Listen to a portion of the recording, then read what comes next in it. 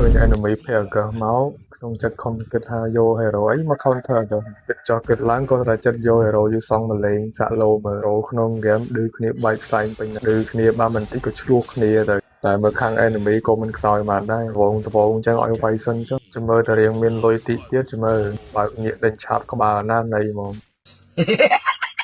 2នាទីក៏ឡងផុតទៅគ្មាន lane ណាវាយសាហាវជាង lane XP ហ្នឹងទេ enemy គេពងតែជឿជាក់គេហ្នឹងមានអីខ្ពាក់របស់យូសងមួយ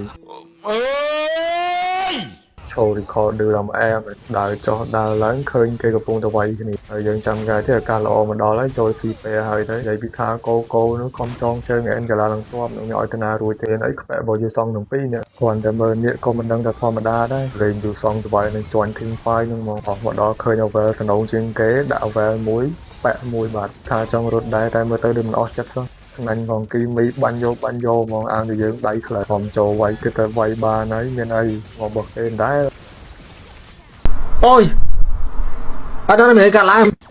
ក្នុងយើងជា HP ដល់ល្អម្នាក់គ្រាន់តែយើងបើកនាគមក enemy រត់ចង់អស់លេងហើយទាំងក៏នោះគេអាង skill ទី3គេវាយអត់ឈាមតែចៃដនអីកោយើងហុកត្រង់ល្អទៀតចាប់ចំនិតគីមីនោះគេឡើងភ័យមានណាយសងបោកទាំងពីរអ្នកនឹងប្រោត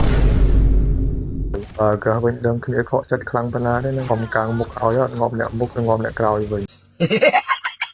និយាយពី hyper គេវិញហើយតែចង់ស៊ីបើខ្លាំងពេកក៏បថយជីវិតមកឲ្យកោចាប់បានហើយយើងចាំការទៀតចូលស៊ីពេហ្មងទៅដល់កន្លែងវាក់ក្តៅសាច់ហើយព្រោះតែ enemy ទៅគ្នាខំងាប់ដៃញាប់ជើងពេញហ្នឹងហើយយើងមិនបើកងាកចាំទៅអស់ skill ទៅចាំទៅឈោមើលបែកតរ៉ែតទៅអត់មានអីទេចប់ត្រឹមហ្នឹងហើយ